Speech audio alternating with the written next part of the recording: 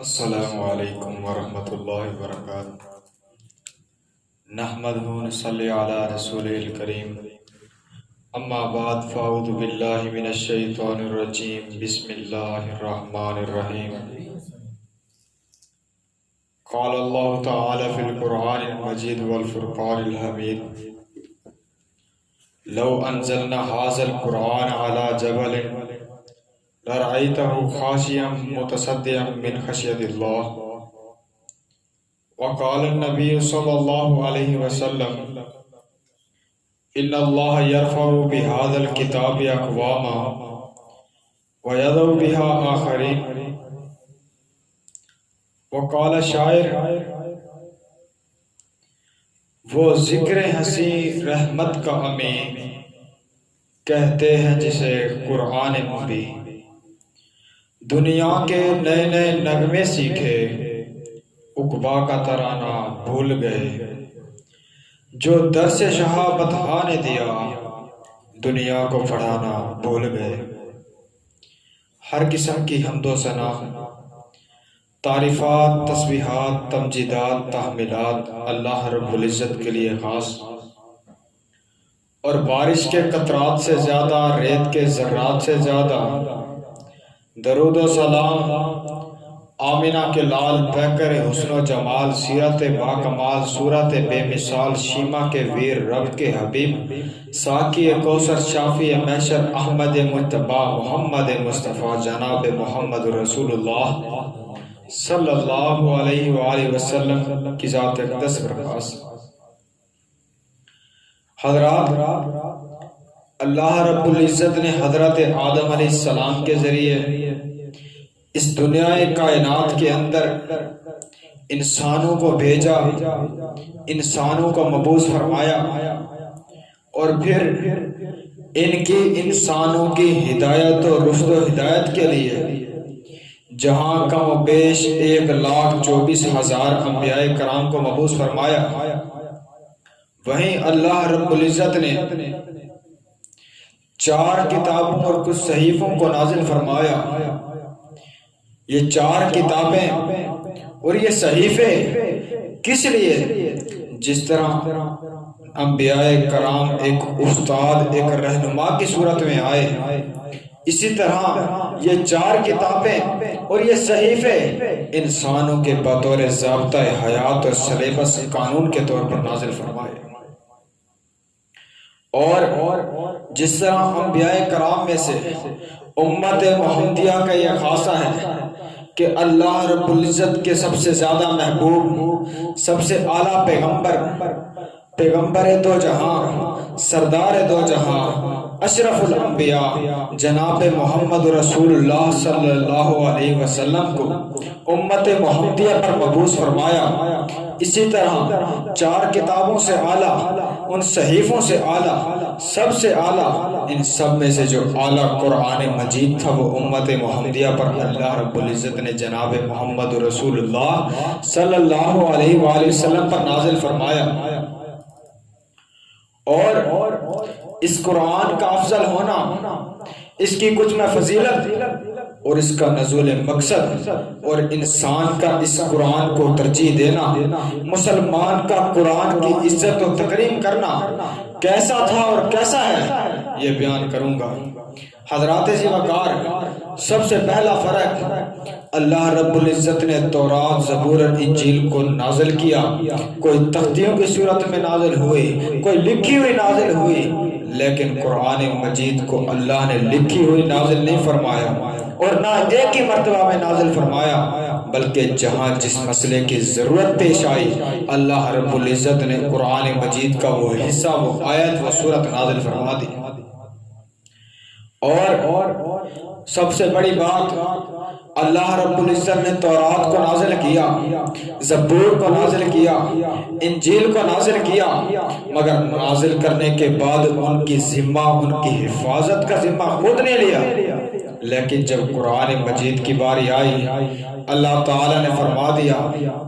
اِنَّا نَحْنُ نَزَّلْنَا الذِّكْرَ وَإِنَّا لَهُ لَحَافِظُونَ، کہ بے شک اس قرآن مجید کو، اس نصیحت کو، اس ذکر کو ہم نے نازل کیا،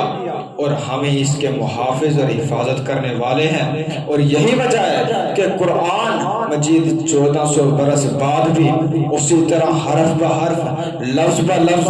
آیت بہ آیت، زبر و زیر پیش اسی طرح موجود ہے، جبکہ تورات، زبور، انجیل لکھی اور نازل شدہ ہونے کے بعد بھی آج ان میں کمی بیشی کی جا چکی ہے۔ اور اس قرآن کی دوسری فضیلت، دنیا کے اندر یہ قانون عام ہے کہ کوئی بھی ناشر، کوئی بھی مکتبہ، کوئی بھی مصنف اپنی کتاب لکھنے کے بعد اس پر یہ بات لکھتا ہے کہ میں نے اس کتاب کو لکھا، ہم نے اس کتاب کو شائع کیا اور لفظ بہ لفظ پڑھا، اگر اس کے اندر کوئی غلطی اور کمی بیشی ہو جائے تو اطلاع کیجئے تاکہ آنے والے ایڈیشن میں وہ غلطی نظر نہ آئے۔ لیکن جب قرآن مجید کی باری آئی، اللہ تعالیٰ نے پہلے ہی فرما دیا،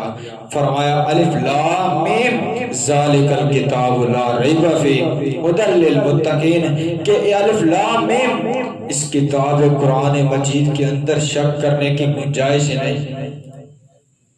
اس کی ہر آیت، اس کی ہر سورت، اس کا ہر پارہ اللہ رب العزت کی طرف سے نازل شدہ ہے۔ حضرات، اور بات کہ قرآن مجید کو نازل کرنے کے بعد جب نبی صلی اللہ علیہ وآلہ وسلم پر یہ تہمت لگائی گئی، یہ الزام لگائے گئے کہ یہ محمد صلی اللہ علیہ وسلم یہ شاعر ہے، یہ کاہن ہے، یہ غار حرا میں جا کر قرآن لکھتا ہے اور ہمارے پاس آ کر یہ پیش کرتا ہے اور یہ کہتا ہے کہ یہ اللہ کی طرف سے نازل شدہ ہے، تو اللہ تعالیٰ نے فرما دیا ان کنتم فی ریب مما نزلنا علی عبدنا فاتوا بسورۃ من مثلہ وادعوا شہداءکم من دون اللہ ان کنتم صادقین، کہ اگر تمہیں اس قرآن مجید میں شک ہے جو ہم نے اپنے بندے پر نازل کیا تو اس جیسی ایک سورت ہی لے آؤ اور ان تمام اپنے شرکاء، اپنے معبود اللہ منات عزا کو پکارو، اللہ کے سوا جنہیں تم پکارتے ہو، جن سے تم مدد طلب کرتے ہو، اگر تم سچے ہو۔ حضرات وقار، مگر کفار اللہ کا یہ چیلنج قبول نہ کر سکے۔ حضرات، اس قرآن کی فضیلت کیا؟ جناب محمد رسول اللہ صلی اللہ علیہ وسلم فرماتے ہیں کہ اس قرآن مجید کا ایک حرف پڑھنے سے اللہ 10 نیکیاں عطا فرماتا ہے، اور فرمایا کہ میں یہ نہیں کہتا کہ الف لام میم ایک حرف ہے، بلکہ الف حرف ہے، لام حرف ہے، میم حرف ہے۔ حضرات، اتنا مقدس و اعلیٰ قرآن،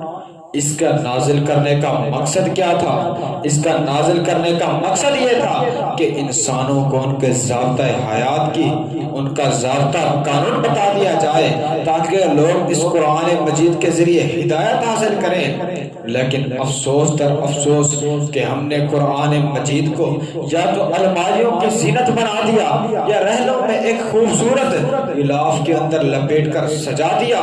بیٹی کو جہیز کے طور پر اس کے سر پر قرآن کو لہرایا اور پھر اسے تحفہ دے دیا گیا۔ ہو سکا تو قرآن مجید کو سونے اور چاندی کے پانی سے لکھا گیا،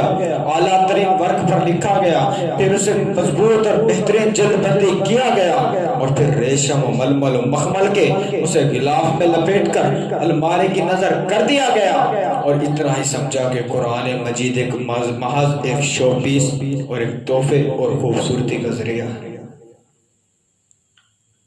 حضرات، یہ قرآن مجید الماریوں میں سجانے کے لیے نہیں، یہ ایک شو پیس کے طور پر نہیں، بلکہ یہ نازل ہوا تاکہ مسلمان انسان اس سے رہنمائی حاصل کریں، اس سے اپنے معاملات کو سیدھا کریں، اس کے اپنے کام اور سب مسائل اس سے حل کریں۔ لیکن حضرات وقار، ہم نے قرآن مجید کی تعلیم کو ترک کر دیا، ہم نے دنیاوی تعلیم کو ترجیح دی، ہم نے اپنے بچوں کو تعلیم میں قرآن کی بجائے دنیا کی اور ریاضی اور سائنس کی تعلیم میں مشغول کر دیا۔ اگر بچہ سکول نہیں گیا تو ہم نے اسے پیسے دیے، اسے خرچی دی، اسے بائک پہ بٹھایا، اسے سکول چھوڑ کر آئے، اگر نہیں پھر بھی ضد کی، مارا پیٹا، سکول چھوڑ کر آئے، کہ کیوں یہ سکول کی غیر حاضری نہ کرے، لیکن جب قرآن مجید کی باری آئی بچہ مسجد قرآن پڑھنے نہیں گیا تو ہم نے اسے کچھ نہیں کہا اور اسے یہی کہہ کر چھوڑ دیا کہ بچے نے نماز نہیں پڑھی، تو یہ کہہ کر بات ترک کر دی کہ بچہ ہے یہ بڑا ہو جائے گا، خود سمجھ آ جائے گی، خود قرآن پڑھے گا، خود نماز پڑھے گا۔ اور جب وہ بچہ بڑا ہو جاتا ہے پھر یہ بات کہہ کر اعراض کر لیا جاتا ہے کہ جناب اب تو بڑا ہو گیا ہے، اب ہاتھ اٹھاتے بھی شرم آتی ہے، اب مار پیٹ تو سکتے نہیں، خود سمجھدار ہے، اب یہ خود بہتر جانتا ہے، اب ہم کیا کریں۔ اور پھر کہا جاتا ہے کہ مولوی صاحب، خطیب صاحب، عالم صاحب دعا کیجئے بچے نافرمان۔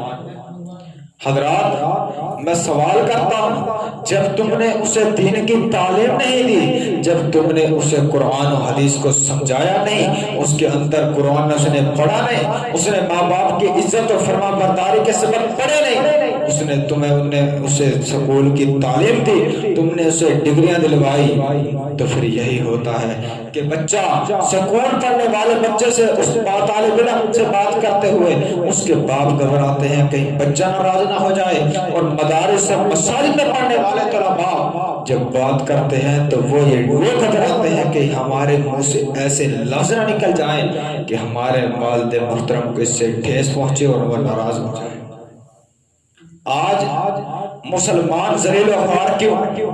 یہ بڑا مدعا اٹھ رہا کہ ناروے کے اندر کہیں قرآن کو جلایا جا رہا ہے، تو کہیں کشمیر کے اندر ظلم و تشدد کیا جا رہا ہے، تو کہیں برما کے اندر مسلمانوں سے گھر سے بے گھر کیا جا رہا ہے۔ حضرات وقار، آج مسلمان ذلیل و خوار کیوں؟ صرف وجہ ایک ہے کہ انہوں نے قرآن و حدیث کی تعلیم کو ترک کر دیا، اور علامہ اقبال نے کیا خوب کہا تھا،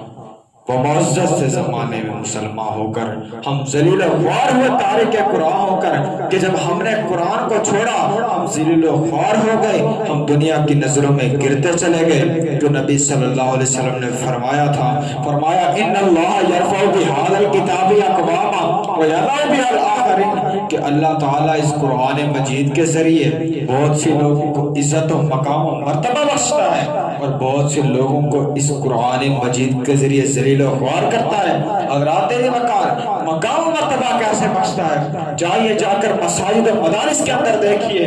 کہ ایک 10 15 20 سال کا طالب علم ایک حافظ قرآن مصلی پر کھڑ کر امامت کرواتا ہے، اور اس کے پیچھے چاہے وہ وزیر اعظم کیوں نہ ہو، چاہے وہ MNA کوئی بھی کیوں نہ ہو، وزیر اعلیٰ پنجاب ہو، چاہے کوئی بھی بڑا عہدے رکھنے والا کیوں نہ ہو، وہ پیچھے صف میں کھڑے ہوتے ہیں، اور جب تک وہ طالب علم، وہ ایک 15 سالہ بچہ اللہ اکبر کہہ کر رکوع کی حالت میں نہیں جاتا، کسی کی کیا مجال کہ اس سے پہلے رکوع میں چلا جائے۔ اللہ تعالیٰ اس قرآن مجید کے ذریعے کس طرح عزت بخشتا ہے، اور قیامت کے دن بھی اللہ رب العزت اس حافظ قرآن کے، اس قرآن کو یاد کرنے والے طالب علم کے والدین کو ایسا تاج پہنائے گا جس تاج کی روشنی سورج و چاند سے زیادہ ہوگی۔ حضرات ہمیں چاہیے کہ ہم اپنے بچوں کو دینی تعلیم دیں، اور اس قرآن کو الماریوں سے نکال کر پڑھ کر اسے اپنی زندگی میں اپنائیں، اور اس سے رشد و ہدایت حاصل کریں۔ میں کیوں نہ کہوں، عمر بھر کی ریاضت کا لہو لگتا ہے، آسان نہیں قاری قرآن۔ وآخر دعوانا الحمدللہ رب العالمین۔